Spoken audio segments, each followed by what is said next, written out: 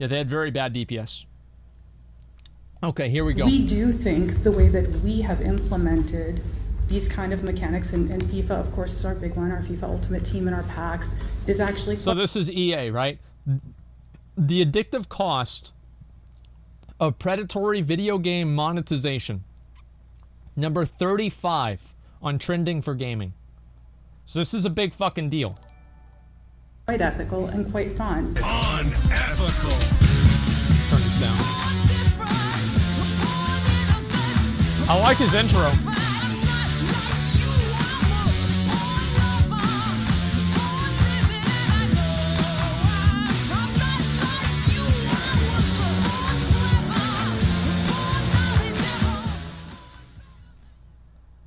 Today's Jimquisition, both He looks like a personally Batman and villain. I say it every professionally, time. is an important one. Okay. You could almost say this one is the biggie.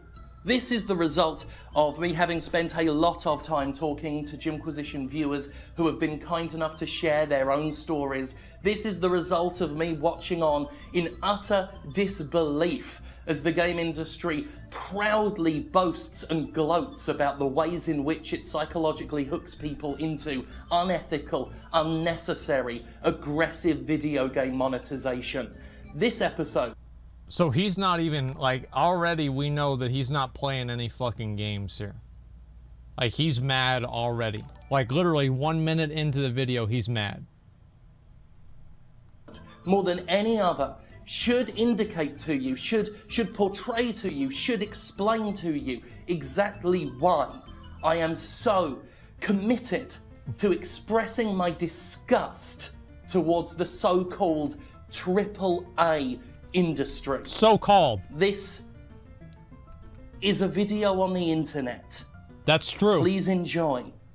Addiction is a disease defined by compulsive use of a substance or pattern of behaviour that one cannot stop, even as it has a severe negative consequence on a person's quality of life. The most famous form of addiction is World of Warcraft. Of course, uncontrollable drug use, as people all too easily can find themselves dependent on any number of chemical substances. Non-chemical addiction can be just as harmful, and because there is no exterior chemical component to point at as the villain, it's often misunderstood in a way that directly harms the addict. Yeah, people don't know what to do. Sex addiction, for example, is often portrayed as people just being horny miscreants hiding being a behind fucking an excuse pimp, dude. for What do you mean? infidelity and similar indiscretions. This is great. Those with eating disorders are dismissed as greedy, while on the opposite end of the spectrum, compulsive exercising is often overlooked because, hey, exercise is good for you, right? Not if you're doing it so much that you're actually tearing your body apart. Meanwhile, those with gambling problems or shopping addictions are all too easily written off as idiots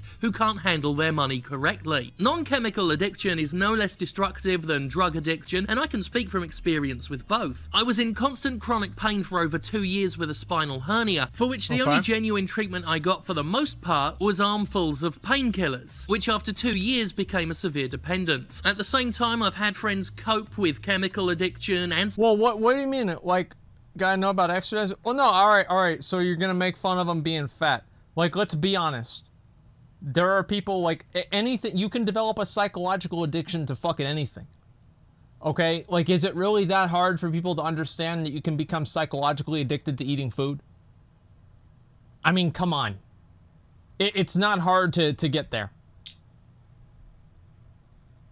Sex addiction, and among my many non-chemical vices is a workaholism issue that sees me pour a dangerous, unhealthy amount of my self-esteem and sense of identity to the quality and success of the work I put out there. Well, luckily I don't have to deal with such that. as mine, there are deeper psychological issues which addictive behaviour is used to cope with. My doctor, for example, cited hypomanic depression as a root cause for my abuse of drugs, a story all too common for too many people. Societal misunderstanding regarding addiction can compound the problem, but there are hundreds of thousands of businesses out there that do understand the power of addictive behaviour all too well and use that understanding to make money. One such industry is the video game industry, which has seen revenue skyrocket by billions since the widespread use of gambling mechanics, raking in cash off the back of those who need help. Not anime. I still can't believe that people just let this happen. They're like just okay with it. It's always amazing how often people can defend a multi-billion-dollar company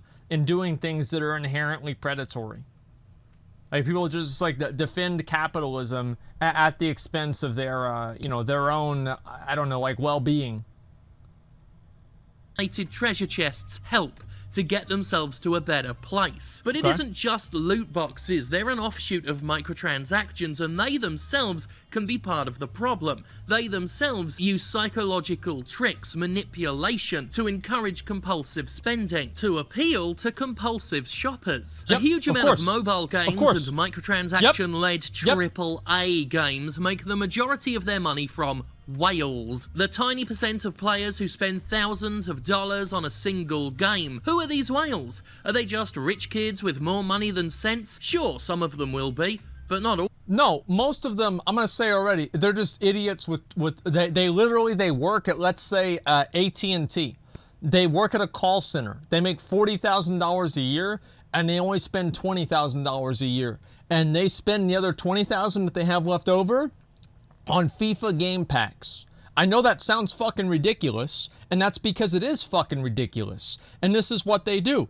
And I'm sorry to say, but like it's fucking sad. And it's like, it's the same with like people with like Twitch donations, right? And like, I'll be honest, okay? Whenever I see somebody donate, and I see this, like, it usually doesn't happen a lot on my stream, but like sometimes it does, and I always think it's a bad idea. Listen, if you need to save money, and you're donating to a Twitch streamer, and you put in a message, I'm running short on money, I think I've identified at least one problem that you have.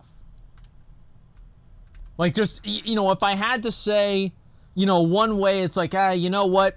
I can see why you've got these problems with your money, right? Money is cheap right now. Yeah, I mean, come on. The people donate to like some streamer. They're like, oh man, dude, I you know, my job fired me, but I still support the streamer. And they donate like $100. Like, oh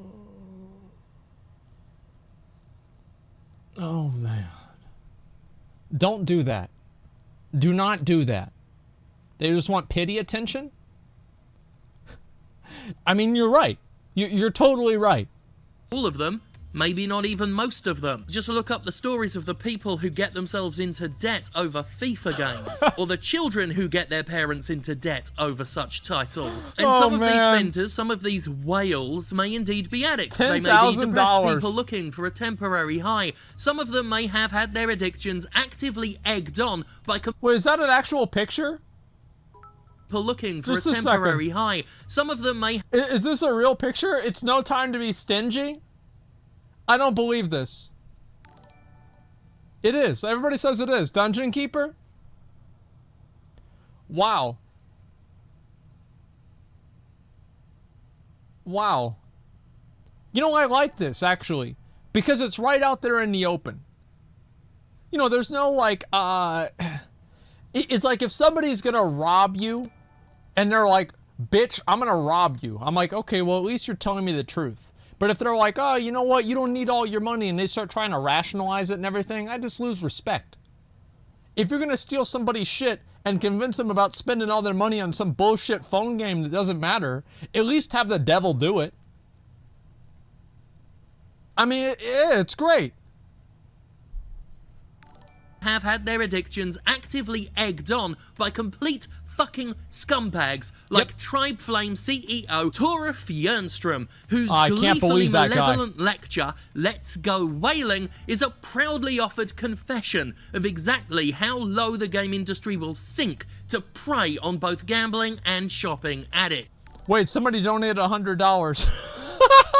This is my last $50, but I love you more than food? Man, hey, thanks, dude. I really appreciate that. Yo, I feel like one of those preachers. It's like it's a gospel of prosperity. If you donate $100 to me, somehow you're gonna make $100 somewhere else. You make $200 somewhere else, because that's what Jesus wants. I don't have a job or anything. I want you to have this. Don't worry, I don't need to eat healthy anyway. Mickey D's has always got my back. Easy clap. Drix, thanks to the $100, man. Appreciate that. Honest to God, got laid off on Sunday, sitting at home watching a stream instead of applying for a new job. Have some money? Hey, man. That won't last for long. So thanks a lot for the 5. I appreciate it. Are you getting money again? I am. I'm getting money even whenever I'm telling them about how it's a bad idea to give somebody money if you need money. Like, I can't, dude. I can't even tell you the amount of times I've told people on your stream not to donate to you, and they still do it. Yeah, I mean, these guys are simpletons, man. These people are stupid as hell. I can understand, like, you know, a reverse psychology. Oh, don't sub or whatever. But like straight up, like not even like no reverse, nothing.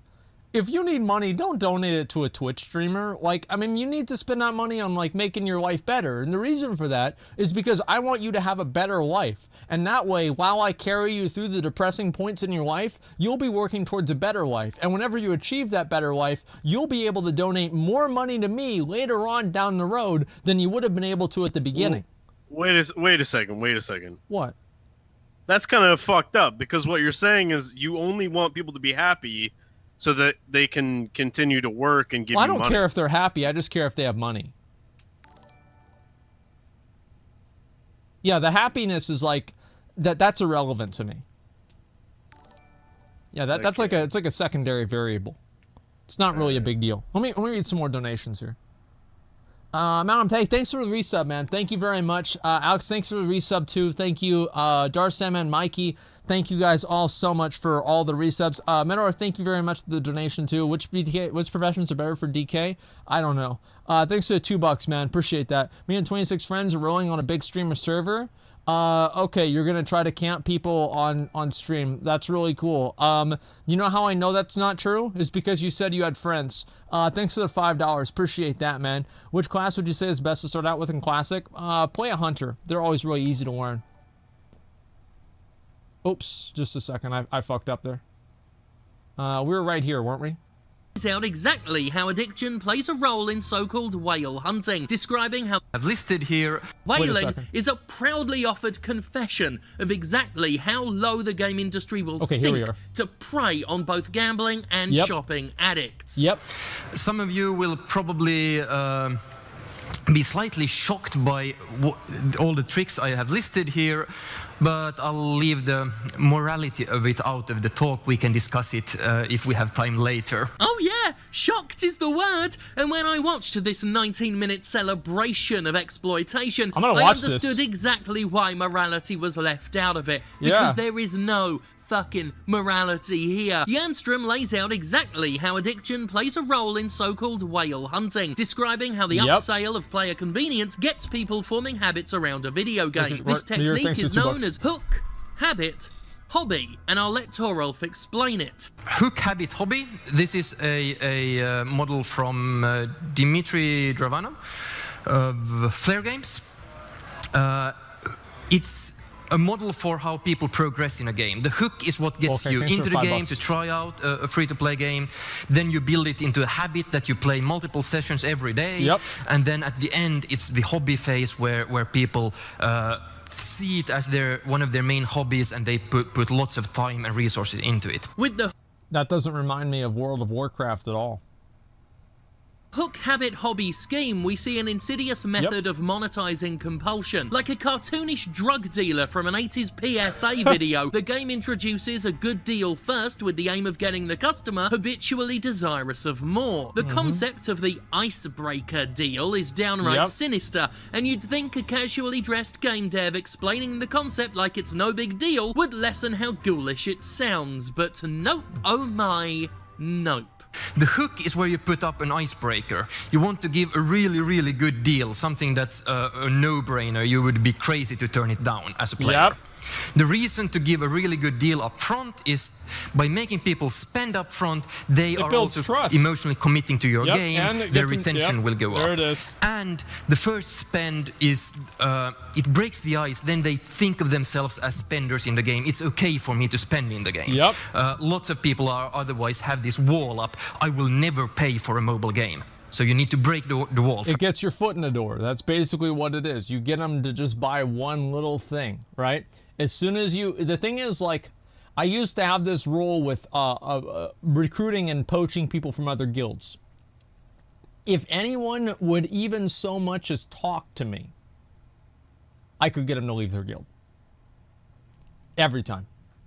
Like, if I ever was able to get them in voice chat, they would leave the guild 100%. Because it's like they wouldn't even do that. They wouldn't do that if they didn't have it in their mind that it would be okay. It's digital drug dealing. Exactly. Frank Dallas donated $100. Wow. Thank you so much, man. I appreciate that. Thank you, dude. Morbasol, thank you much for the $7. I appreciate that too, man. A fraction of the cash over spent today on the lake. Well, thank you, dude. Thank you. You got another 100? Frank Dallas, man, coming in strong with the $100. Yeah. Jeez, man. Yeah, dude. Woo! There it is. That's good. It's good. Yeah. Thank you, man. First. We'll get back to more from this person later on. Right now, let's look at a very different statement. A statement not from a whale hunter, but the brother of a so-called whale himself. A whale with a very genuine gambling problem whose love of video games helped him deal with that problem, only for said games to stab him in the back when money was to be made. When my brother came of working age, he found work as a chef and is still one. It's early morning to late at night hard work, so on the weekends he got into gambling. Casinos, betting slips, horses, everything except online gambling. Damn, I don't know It got so bad my family had to actively manage his money and help him to stop burning his entire paycheck on this shit, as it meant he never saved money to move out. This eventually worked after months, and he started spending his free days playing video games, FIFA and Call of Duty. We always played COD together growing up, and we all agreed this was far healthier. Yep. Stupid me never took any notice of loot boxes, so I didn't click that this might be a problem. After another few months, he was always asking for money for this and that. Eventually, my parents had enough and found out that he needed the money because he was spending the majority of his salary and savings on loot boxes in FIFA, literally thousands of pounds. My parents now control his accounts and give him a weekly allowance. He's a grown man, for Christ's sake. He is not a rich person throwing money at a game to make it more affordable for us. He's a working class man who used loot boxes as a direct substitute to old world gambling. I was back for the summer to work for him. Look, I mean, let's be honest, the brother's a dumb fuck. Like, I mean, I get that people are addicted to stuff, and I get that. But let's not also rule out the obvious elephant in the room that that is a dumb fuck thing to do. And, I mean, yeah, he's a fool. Yeah, he is a fucking fool. I don't... At a certain point, it's like... You use this same logic, like, people use this same logic on, like, games whenever they're, like, too addictive. You know, people say, oh, well, the game is addictive, etc. Right? It's like, is it really the game's fault that people lack self-control? I don't know. I mean, I think also, like, there is, but to go back on that, there is a big difference between somebody using their time versus using their money. And I think the money component is what really is meaningful. If you're addicted, then it's uncontrollable, self-explanatory. Yeah, I understand that. To make some quick money, went back to play COD with him, and what do you know, it's COD World War II, and I noticed the fucking loot boxes. A little part of me sank when I saw that. Hope he finds a better way to deal with it. And let me say this, right? You know all the people that want trigger warnings on everything because they can't control themselves and they get really... What, rare? Wait, what? Okay, let me tag him. I'm tagging him. Okay, good. Thank you, guys. It's like the people that want to put trigger warnings on everything because they can't control themselves. What's the difference between that and this? Well, I'm actually curious. Like, I haven't really thought about it a whole lot. Well, what's the difference? We saved him? Yeah, thank you, guys.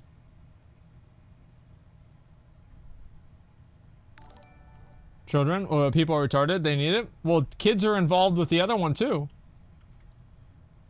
The amount of money involved. So because there's a large amount of money involved, then it's actually, like, more harmful. Personal trauma. Okay, so you guys agree. So it's the money component. So, like, let's say the loot boxes didn't cost money, then they would be fine. No, because it's an addiction? Yeah, I mean, like PTSD is a real thing, too.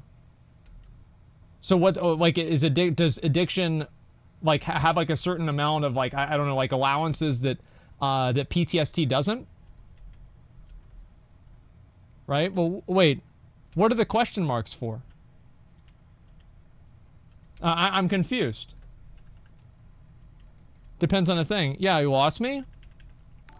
Well, no. Addiction is harmful. Well, so is PTSD.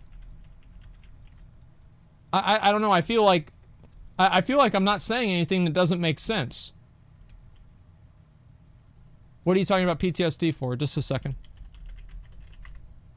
What are you saying?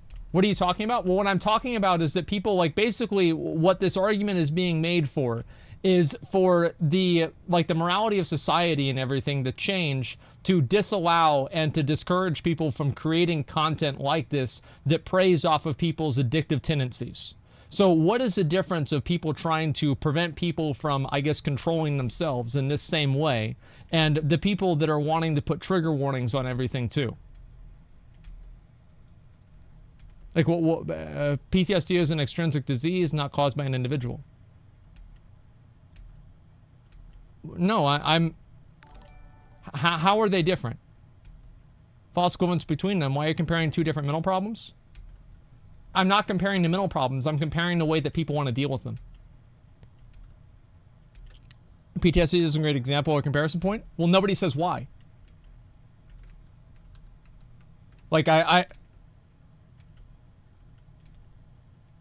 trigger warnings are a Trojan horse for political agendas. Okay, so there's no actual difference. Okay, I thought there's no difference. That's what I thought. Okay. All right, let's go back. We'll keep watching the video. This is apparently too complex of an issue for people to talk about. They're too emotionally invested in it for them to see the obvious difference and the obvious hypocrisy that's going on here. Go back to sub mode. No, it's okay. Are you tired? One person said you want to hear him? No, because I know that it's the same thing. It's the same fucking thing. Both times you're protecting and you're making the entire world have to be confined around somebody else's sensibilities or problems. It's the same thing. It's the exact same thing. You can't monetize PTSD? Of course you can. You can monetize anything. You have, like, different, like, self-help workshops, like, different things like that. Think about all the people that have, like, different things like, oh, you know, you have to, like, help yourself and, you know, all this other bullshit like that. It's very common.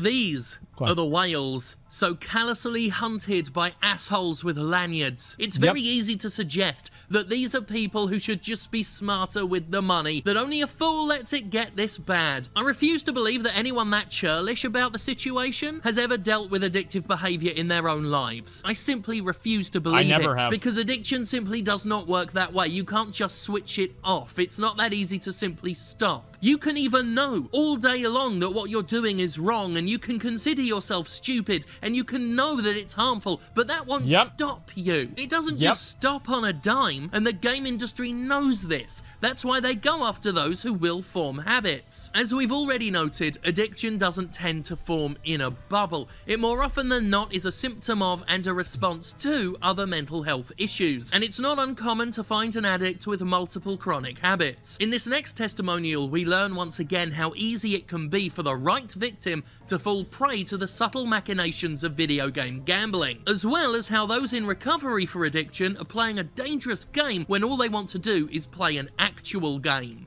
I spent a good portion of my life constantly high and wasting all of my money on drugs.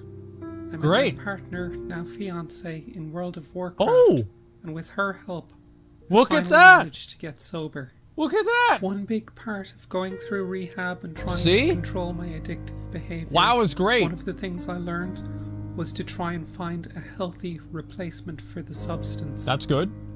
Obviously, being a chronically ill hermit and geek that I am, I turned my focus back to my childhood love of video games. That's good. This, ironically, was around the time of the beta of Overwatch, and me and my WoW guildies loved it. Oh no. It was so much fun. Oh no. I loved the idea of collecting cosmetics. Here we go. Characters, as I am a big collector, and naturally fell into the trap of loot boxes. I kept getting sucked in with the spend more to get more trap that a lot of publishers use to get people spending. I lost track of the amount of money I spent, but thanks to rehab, I could quickly identify that this was dangerous behavior, and I quit playing the game. Shit. I spent the next few years jumping from game to game, leaving when the microtransactions got too much to bear.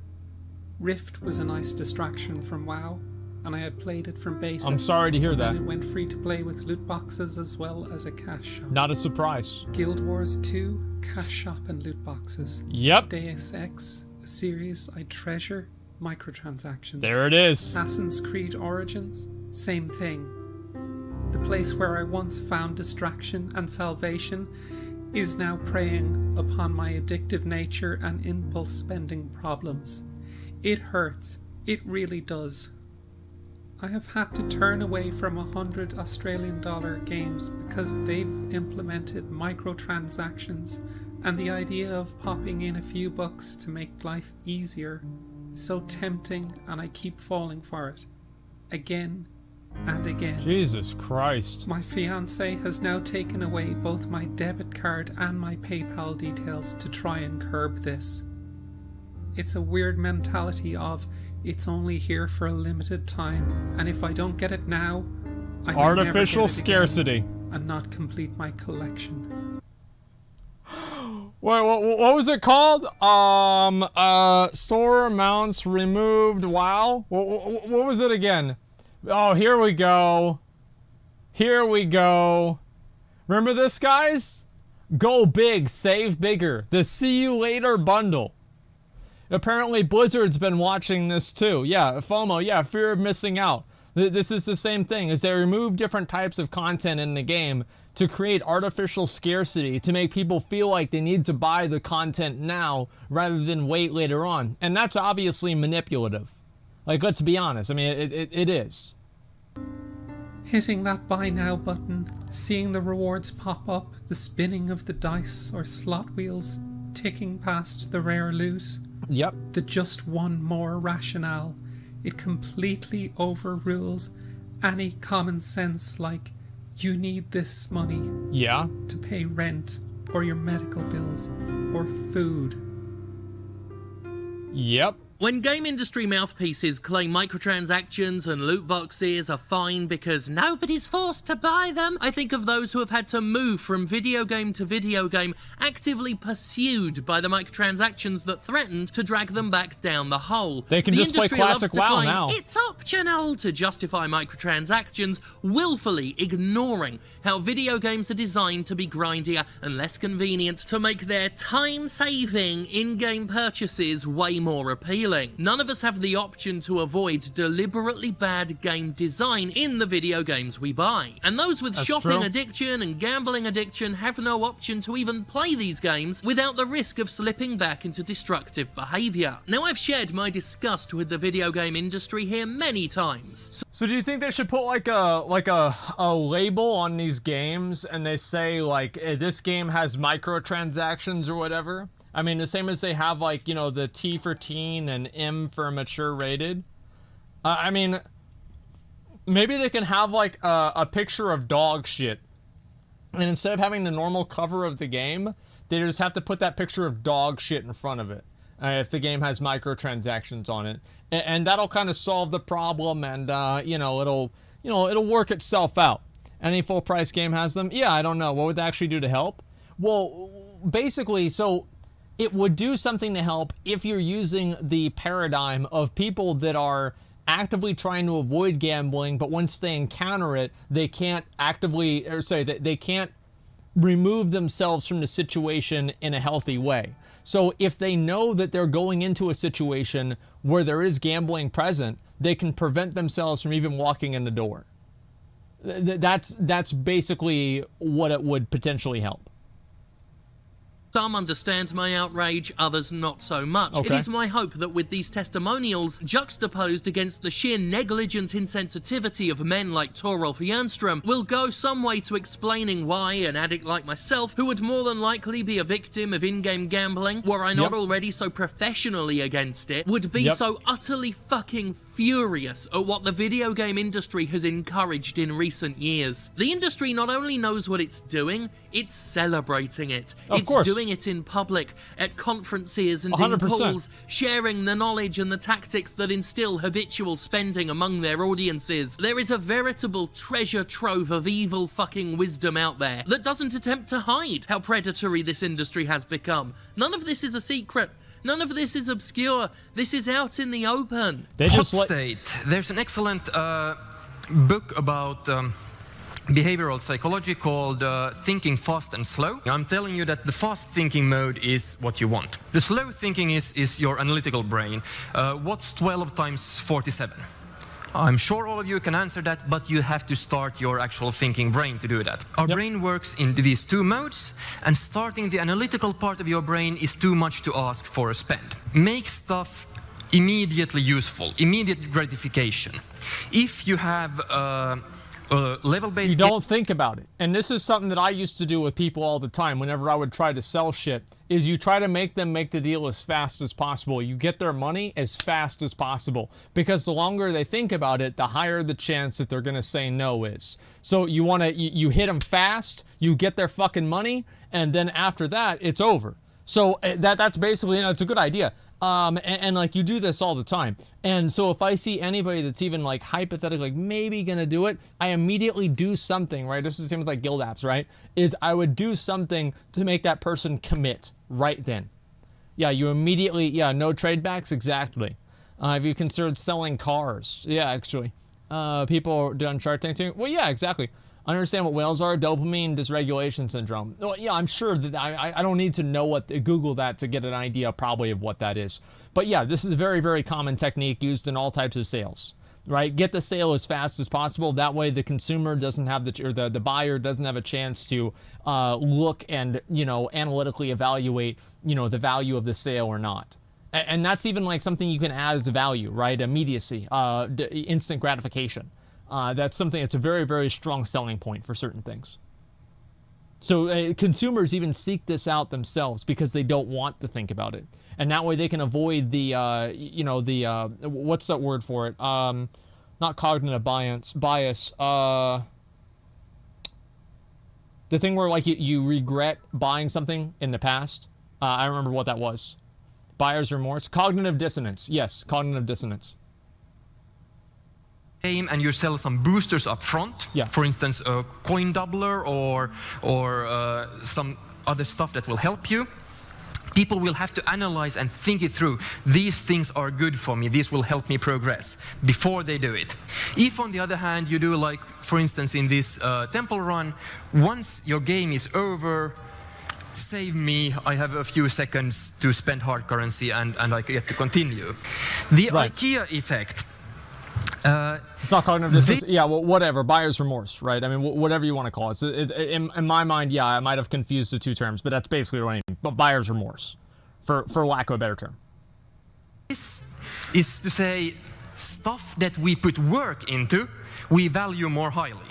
IKEA really sells you cardboard stuff. It's shit.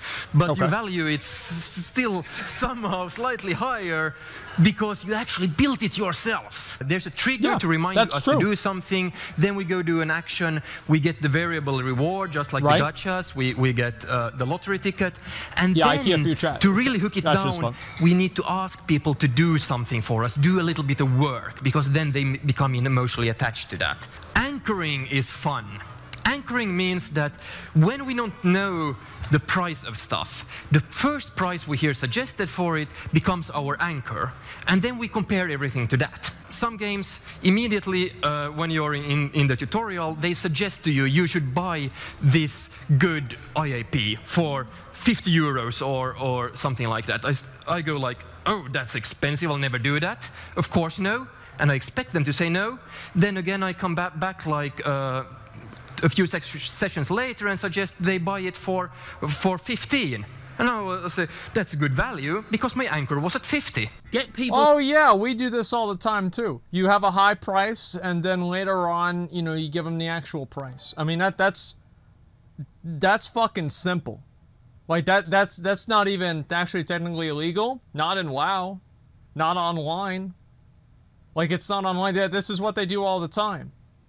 Right? I mean, this has been, it's called price fixing. It's not price fixing. But it's like, imagine you're selling something for $50, right? And you put out $50, and somebody's like, wow, it's a lot of money. I don't want to buy that. And then you put it out for $15 later on, and they think, oh my God, wow, that's so much fucking money. I'm saving so much money because it's usually $50, right? So basically a real world example of this is whenever something from Apple goes on sale. To knee-jerk spend, to not think about what they're doing as they're doing it. Keep the pressure up with limited offers, fixed prices to make each spend more appealing. Get players a sense of emotional as well as financial investment. Maintain the sunk cost fallacy as long as possible. Everything I've ever ranted and raved about on the Jimquisition is not only supported, but gloated over by people in the industry, right down to the bullshit excuses I've had to demolish before, such as spreading the nonsense that microtransactions are required in order to support developers. In fact, Jernstrom notes that you don't even have to be all that convincing in your lies. If we tell people they are a certain way, if we compliment them on being nice, good citizens, they are more likely to behave as nice, good citizens. So you should actually tell your players that they are generous individuals who have a taste for good art and want to support their game developers by paying you and buying IAPs. Oh, God, I love that, dude. Also, to tell people the reason to do something makes them much more likely to actually follow through and do that.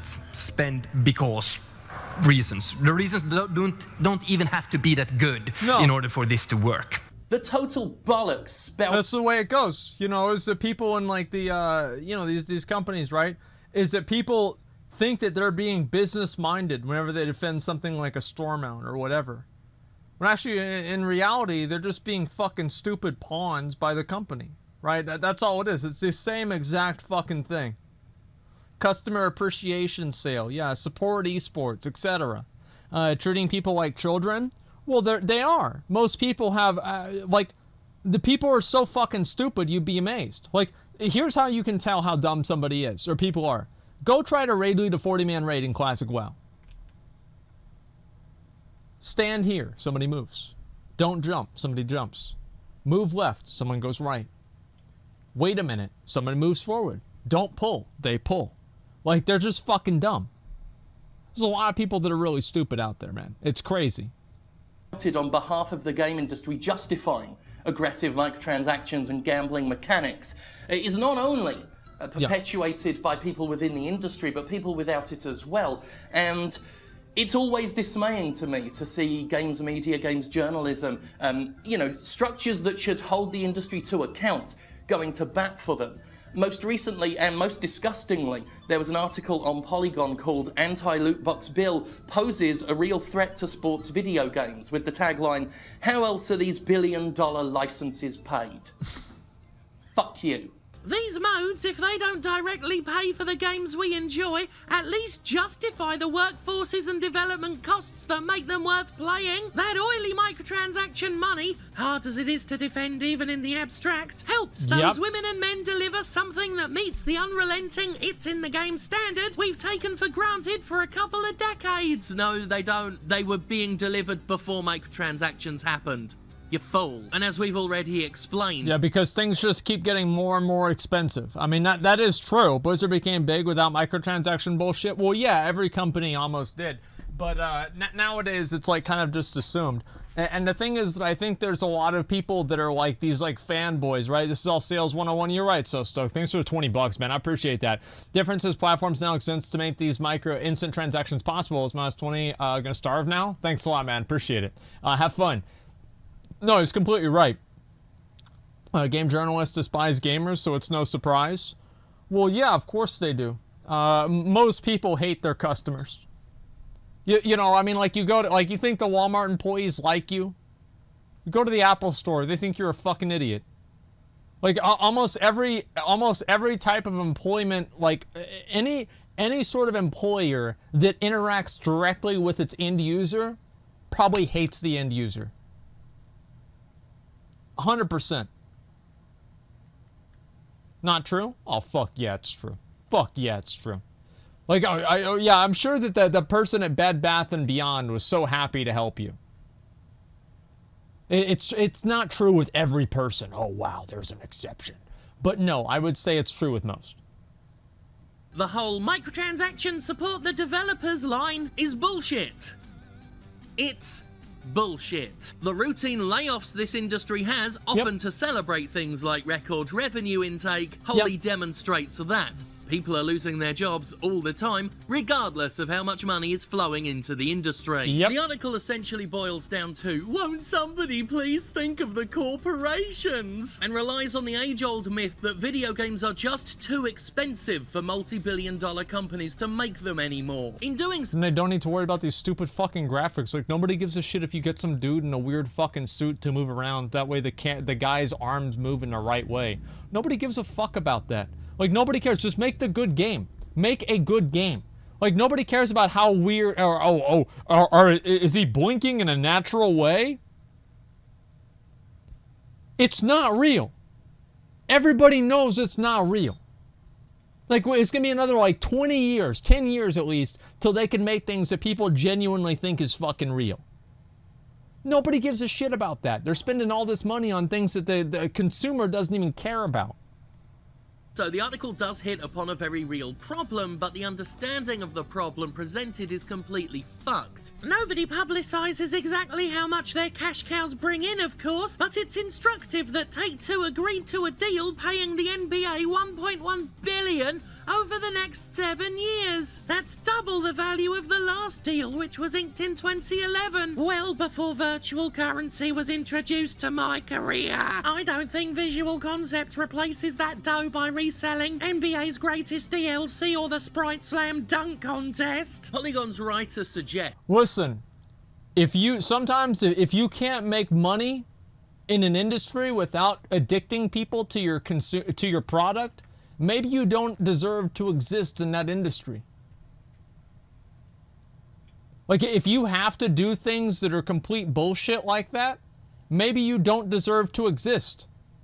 Maybe the market should weed you out and somebody should come in that can make something a better product that doesn't have to rely on manipulating its customer base. That's actual capitalism there.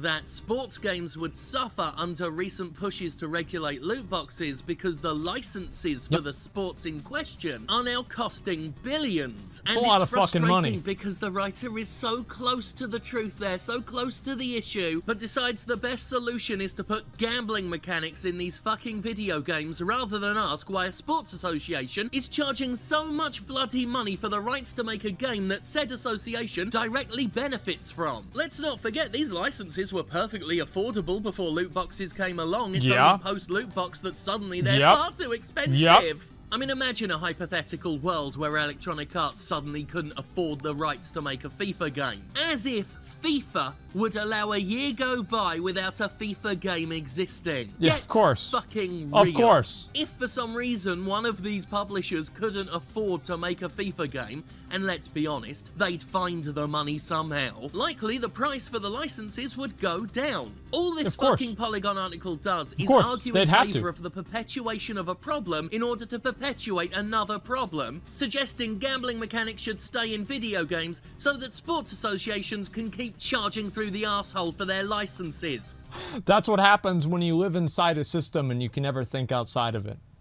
People just never think outside the fucking box. This is the same type of like one-dimensional logic that people use to justify store mounts too. Fuck yeah, gamers rise up. This weak article completely hand waves away any real issues, any real concerns people have with gambling mechanics as coming from people who just hate EA or were just angry about Star Wars Battlefront 2. Piss. Do you want to know why these game directors, game journalists do this?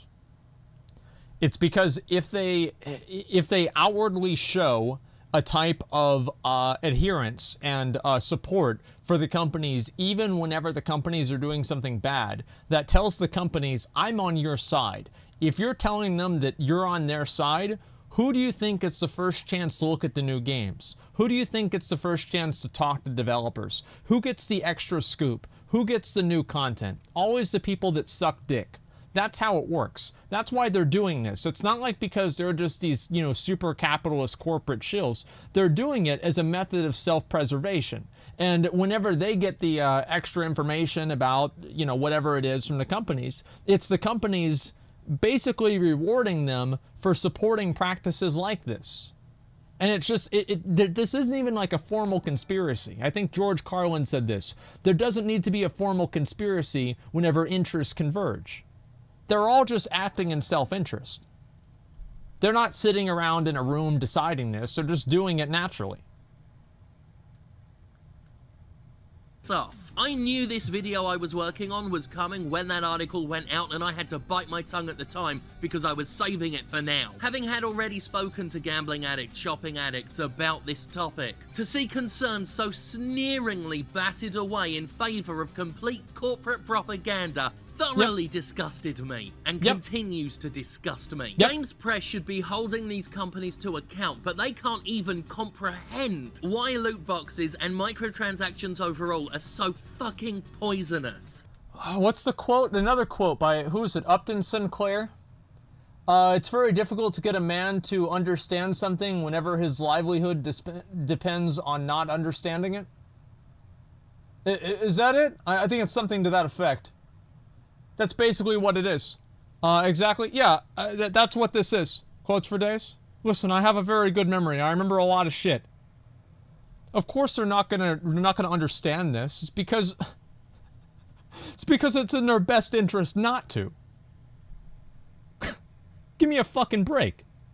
Because they don't think about the prey. They don't think about the people these companies are preying on. They only see them as whales, dehumanized whales. And that misunderstanding has to stop. They're not rich kids with enough money to spare. I just thought of that. Yeah, whales is dehumanizing. Because they're not a person, they're a fucking whale. I never thought, that's actually really good. Wow. They're not goddamn sea mammals. It's so surface level, but you never think of it. Vulnerabilities that this game industry is exploiting, knowingly, gladly, greedily. And I am overhearing human pinatas filled with dollars. I like that. They are bloody tenable. The regulation of loot boxes might not be pleasant, and it's not something I explicitly gunned for, but I did warn the game industry that it was coming, that if they kept pushing these microtransactions, if they kept pushing the limits to see exactly how much they could get away with, they would end up with a fight on their hands once politicians got interested. I said this time and time again. By got interested means that either their grandchildren finally figured out how to attach their card to, you know, their grandchildren's Fortnite account, or the politicians become old enough to where they actually play video games and understand the internet. Like, because you know, like, I mean, they have no fucking idea. They don't know they have no idea. I genuinely think a lot of them are completely technologically illiterate. And no one bloody listened, and now look where we are, and it's on the industry's head. It's on their head, nobody else's. It's their problem. They do not deserve people taking up arms and defending them because they merrily walked into this situation. Yeah, of course. And ultimately, if you need gambling mechanics to keep your fucking games going, you shouldn't be in business. There it is. Can do without there it your is, right there. Exploitative crap. Not that you don't deserve really to be in the market. Them. You didn't need them before. You'd find a way to work around it if they were to go away. It's always about greed. It's not about need. And if you trip over yourself to apologize for what these corporations do, you are little more to them than a useful idiot. To have any chance of turning players into payers, game developers need to get their in-app purchases right. Offers and scarcity plays into the loss aversion.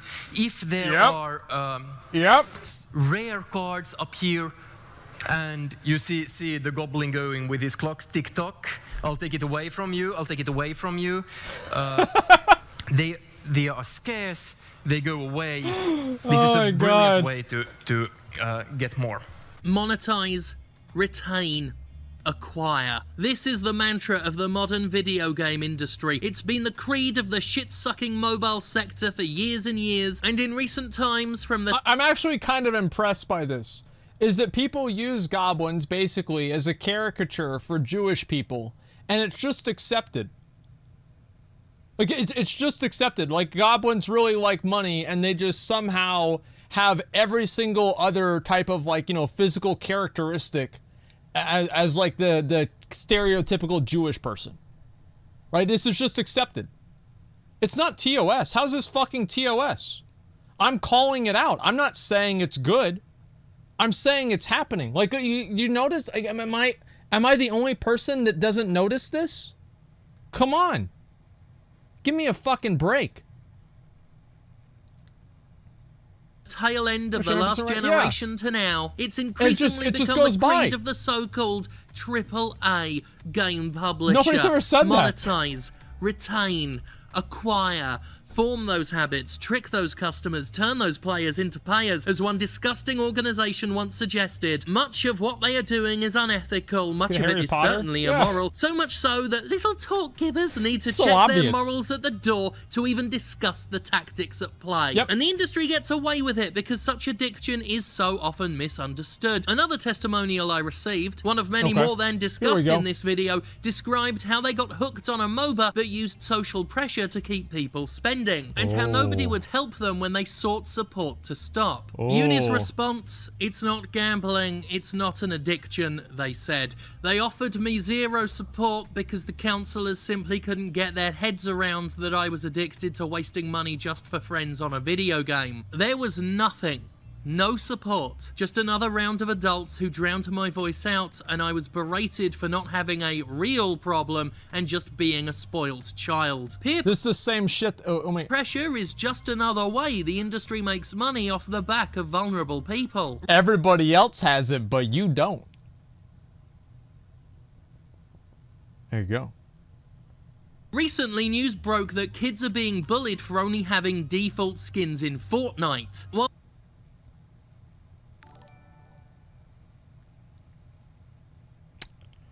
Hey. I mean, look. Like, kids have always... Dude, that's true. I remember that being true because you would see someone, when Fortnite was, like, going fucking crazy, you'd see someone and they were like, oh, he's a default skin, he sucks. Well, yeah, but, like, I mean, you can say that in game. It's like saying somebody has, like, a dumb mount in game or whatever, right? Like the albino Drake or something stupid, like Bronze Drake. But, like, the fact that that's transcended the game environment and it's now just, like, a thing in real life, that's impressive. I mean, you think about this, right? You have the kids telling each other to spend money on this game with predatory practices that hurt the industry. I mean, that's something special, boys. That really is. Just a second. I'm going to get speaking of predatory practices and random things, I'm about to get this mount right here. Watch this.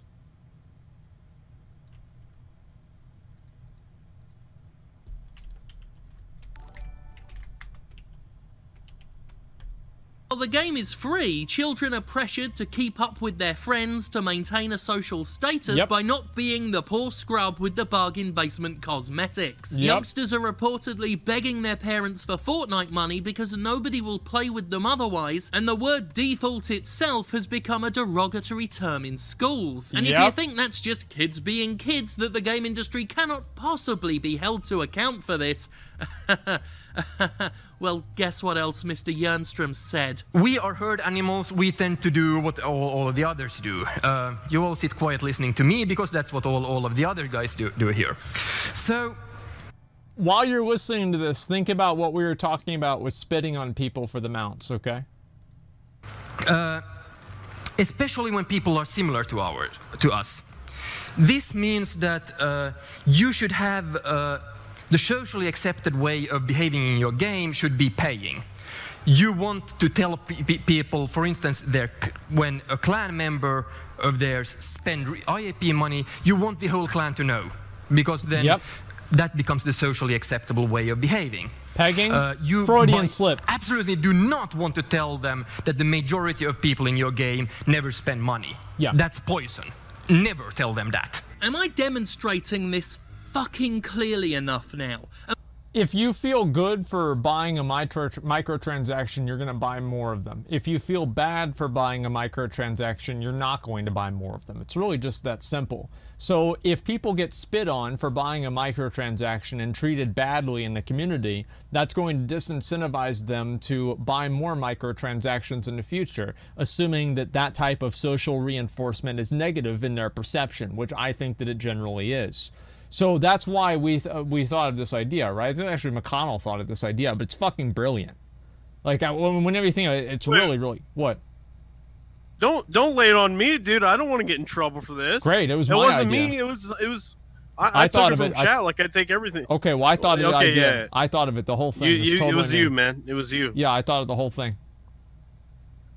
Am I effectively showcasing that this industry has nasty parasitic bastards in it that know exactly what they're doing and not only don't care, but are proud of themselves? Yes. And it's not just Jernstrom. You'll find men like him absolutely everywhere if you know which stones to turn over. David Zentel is a researcher and lecturer who has devoted much of his time to the study of loot boxes. In a paper published in June of 2019, he noted that while he cannot claim loot boxes create problem gamblers, there's evidence to suggest problem gamblers are certainly exploited by them. According to his findings, when loot boxes were removed from Heroes of the Storm, problem gamblers, and only problem gamblers, spent less money on the game. The spending habits of other players didn't change. The spending habits of the gamblers did because the gambling was gone. There are many studies showing a correlation between gambling addiction and loot boxes, but correlation is not causation, I will say that. However, the near identical psychological similarities between loot boxes and gambling, coupled with reports like those from Zendel, support the idea that those with addiction struggles are routinely...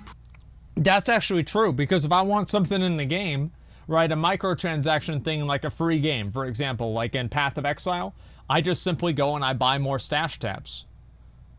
Like that's all I do. I just buy more stash tabs. So if actually like what they're saying is true, then maybe they should make it like fucking illegal or something like that to actually have like random loot boxes.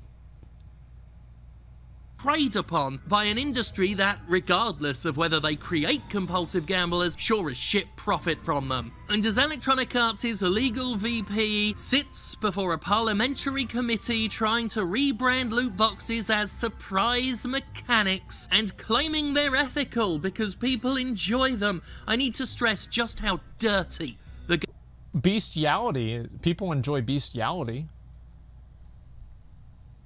I mean, if you fuck a dog, I mean, you're probably enjoying it. That's why you're doing it. Right? I mean, does that make... I guess that makes it ethical. I mean, there it is. Well, people enjoy it. I mean, a dog probably doesn't. I mean, I can't know for sure, but I'm going to assume that he probably doesn't. And I don't know. I mean, this is pretty fucking insane. So, I mean, I remember whenever we did the Apex loot box thing, right? Like, there are some people that got mad about that. I guess I'd be missing out on those types of streams because that was a good fucking stream. But that being said, holy shit. If they actually removed all that stuff, maybe that'd be a good thing. Well, dude, think about this. Okay. You did those streams. Yeah. And people were donating to you in order for you to buy more crates. And some of those people probably needed that money for, like, rent well, they're or bills and vicariously shit. gambling. Through you. Yeah, so don't you feel a little... I mean, surely you feel a little bad for that, right? No, I don't feel bad for anything. Ever. I don't... Yeah, I didn't feel bad for that at all. I knew they would do it, even with that intent in mind. Like, no, why would I feel bad? I got the money. Right? I mean, of course not. Yeah, it doesn't bother me at all. To me, it's like... The way I look at it is that in life, you're either a predator or you're prey. And that's it. And if you don't try to get what you can for yourself, other people will not only get what they can for themselves, but they'll take whatever you have, and then they'll take it for themselves. That's it. That's the way that I've thought ever since I was a little kid. Yeah, you can call me whatever you want. I don't care. I've never been a person to apologize for who I am. Yeah, dog eat dog world. That's all there is to it. Yeah, in life, you're either pro or you're noob. That's life, exactly. So yeah, anyway, like, if they got rid of the random loot boxes, I couldn't really see that being bad for like, the user.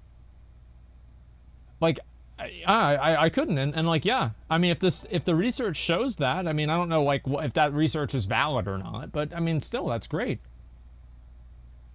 Game industry's money is. And it's not just dirty, it's filthy fucking money. The billions upon billions being funneled into the offshore tax havens of these video game companies stink of abuse. Shameless, profiteering abuse. If it's not outright evil, it is amoral in the extreme, and they flaunt their immorality in public with the smug, satisfied self-confidence of monsters who've gotten away with it. Just go back and watch. Again, the sneering manner in which EA's Kerry Hopkins patronizes her way through an explanation of what Probably loot thanks for the boxes 5 are. subs, man. Just go Appreciate and it. read the Thank you. articles from dozens of industry mouthpieces who disregard criticisms of microtransactions because if people didn't want them, they wouldn't spend money on them.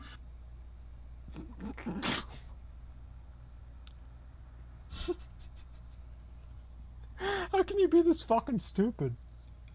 Like, I mean, really, how can you be that fucking stupid to use that logic? I genuinely don't even know. It's insane to me. Where the fuck is my Pepsi? Am I out of Pepsis? Shit! Just drink some water, man. I don't have any water. I have a Coke. That's all I have. What a bunch of bullshit, man. So that, yeah. Where's my Pepsi? I know, dude.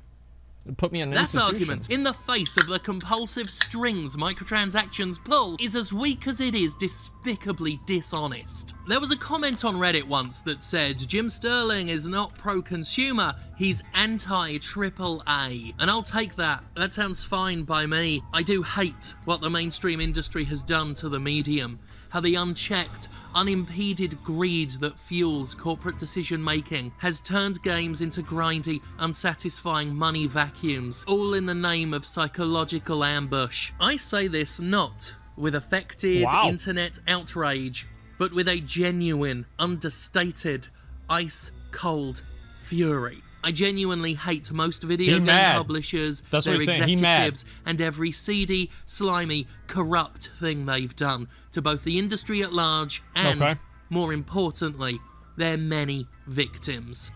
You damn right, I'm anti-AAA. Hopefully this video has gone some way toward explaining the level of anger I have when it comes to talking about mainstream AAA video games. It should explain why. Whenever I say AAA, I struggle not to do it in a sneering, condescending, mocking voice because, I mean, I've always found that the designation AAA is arrogant on the part of the game industry. It's a sign of arrogance, just showcasing that they think they're so far above everything else, when nothing they do actually qualifies them for a designation of 3 A's. A is supposed to be good in grading, and the AAA video game industry is not AAA, it is triple shit. What the AAA gaming industry is really good at is spending a lot of money and a lot of resources on things that the actual consumers don't care about, such as being able to get corrective eye tracking and making sure that the hand movements on the characters are completely realistic. These are the things that the AAA game developers are very, very good at. And these are also the things that nobody cares about besides other AAA game developers. Graphics. Nobody really cares about how good the graphics are, right? Graphics are basically a benchmark. If you meet a certain benchmark for graphics, people will buy the game. Now, if you have something like RuneScape or like maybe Classic WoW, then yeah, you've got some problems. But overall, you just meet a benchmark, people are happy. They spend all this time and resources on hiring personal fucking real life models for the characters. Nobody cares about that. It doesn't make a difference to an average player. It's a complete, like, it's stupid to me in my mind. It's actually stupid. I'm amazed that they do it. That showed them their triple shit. Anyway, I hope that this video indicates to you that I don't do this for, as some people call it, outrage clicks. I do this because I fucking care, because I give a shit, because I truly believe in my heart that this is an important topic, that I do hold the values that I express when I talk about microtransactions and loot boxes and whatnot. You know, I hold those values true to myself. I really do believe that when I talk about this, I am right. I wouldn't say it if I didn't think I was right. We would hope so. No, I was We would right. hope so. I truly am not optimistic about where the so-called AAA video game industry is going. Comprehensive, complete feeling productions are becoming rarer and rarer. shallow, threadbare, unfinished games that are designed deliberately poorly so that you can pay extra to improve the experience. They're becoming the norm. The idea of the service video game is a lie, because it isn't a service. Well, it's not a service they provide to you. It's a service you provide to them. You are giving them, you are inviting them direct access to your wallet. They sit back and collect money off you simply for existing. And they spout lies and propaganda that are then perpetuated by their defenders, by certain journalists, by spokespeople in the industry. And it's a racket. And it's shameless, and it's disgusting. Shameless. Thank you so much to the people who did share their stories. Thank you so much to people who showed me some of these open boasts from the video game industry itself. Thank you to KC Explosion, to H-Bomber Guy for reading the testimonials we had. Thank you for watching, and of course, thank God for me. True. Okay, fine.